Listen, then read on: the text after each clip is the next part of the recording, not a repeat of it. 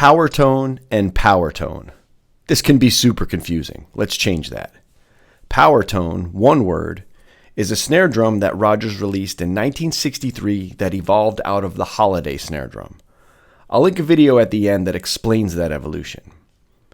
The term POWERTONE, one word, originally referred to a certain snare bed cut that Rogers had developed and eventually would become pretty much industry standard. This was a wide and shallow snare bed that spanned nearly half of the drum and contrasted with the common snare bed of the time, which was basically a dip in the bottom bearing edge of a snare drum, usually only a bit wider than the snare wires themselves. Rogers would advertise this snare bed first on their late holiday model snare drums, calling this Holiday with Power Tone. Later changing the name of the drum to POWERTONE, and would advertise saying, "It's what you can't see on POWERTONE that counts, and you can't see the snare bed. It's invisible."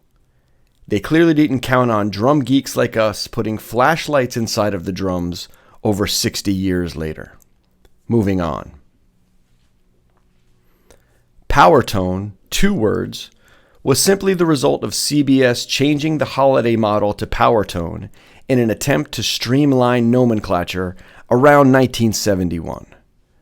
So any Fullerton separate lug tom-tom or bass drum that once would have been holiday would now become POWERTONE. That's it. So to sum up, POWERTONE, one word, is always a snare drum ranging from 1963 to around 1972 or 73, when the name was designated to marching drums, while Rogers focused on Dynasonic Super 10 and the skinny satellite drum as their drum set snare offerings. POWERTONE, two words, simply holiday model drums being changed to POWERTONE. I hope this helps clear up any confusion. Thanks for watching.